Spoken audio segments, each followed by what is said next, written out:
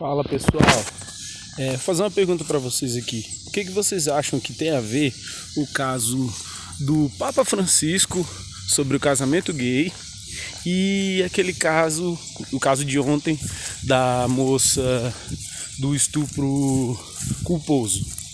Sabia que tem tudo a ver? Então vamos lá.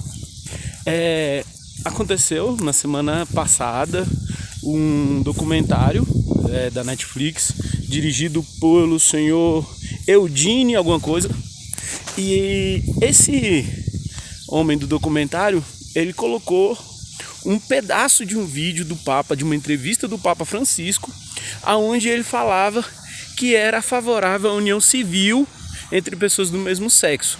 Porém, o Papa não falou isso. O que houve foi uma edição, eles editaram a imagem e deram a entender, né? Fizeram cortes e deram a entender que o Papa estava sendo favorável à união civil de pessoas do mesmo sexo. E aí essa semana o Vaticano precisou se retratar com relação a isso.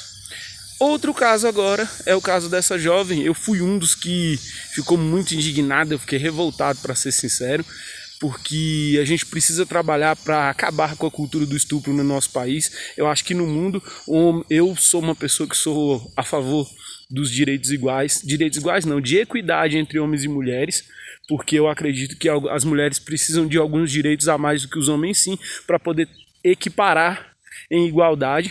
Porque às vezes para ter igualdade é preciso ter direitos diferentes entre algumas pessoas, como é o caso, por exemplo, da mulher poder ter o direito a amamentar. Se o direito fosse igual, ela só ficaria 5 dias em casa quando ganhasse neném, e não o período que ela consegue ficar, né, de 3, 4 meses, dependendo de onde ela trabalha. Então vamos lá. O que acontece? Qual a paridade entre esses dois casos? Um advogado, Eric Santos, eu estava lendo um texto dele, e aí eu fui pesquisar outros juristas, outras pessoas da área do direito que falaram sobre esse caso dessa moça. E o que eu fiquei perplexo foi que no texto não havia, segundo todas essas pessoas, e segundo eu não tive como achar o texto, eu não consegui achar o texto do processo, no processo não fala sobre estupro culposo. É incrível, né? No processo não fala sobre isso. Isso foi uma interpretação maldosa de alguém para poder ter lucro em algo.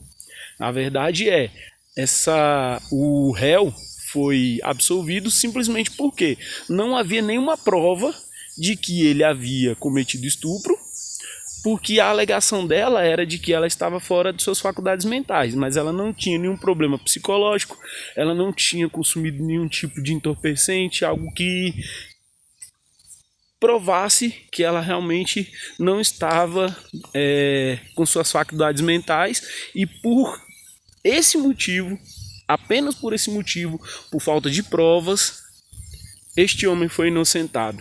E aí alguém, para criar um fator político, na política a gente chama isso de fator político, a gente polemiza um assunto para poder ter algum lucro em cima.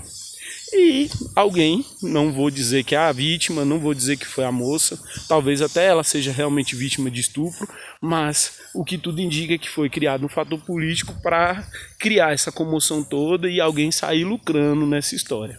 Se foi ela, provavelmente daqui 2 anos a gente vai saber, porque com certeza ela deve sair candidata aí pelo PSOL ou pelo PT ou por algum partido desse aí como deputada, levantando a bandeira das mulheres. Não que isso seja errado, mas se a gente cometeu um crime de fazer um linchamento social, não só do juiz, não só do promotor, não só do advogado, mas também deste homem que, nesse caso, se ele não for culpado, ele também é vítima, todos nós estamos errados nessa situação e alguém está lucrando com isso. Um forte abraço, galera. Vamos tomar cuidado aí com o que a gente lê, com o que a gente vê na imprensa, porque nem sempre é verdade. Muitas vezes alguém está ganhando com isso. Beleza? Forte abraço, obrigadão aí.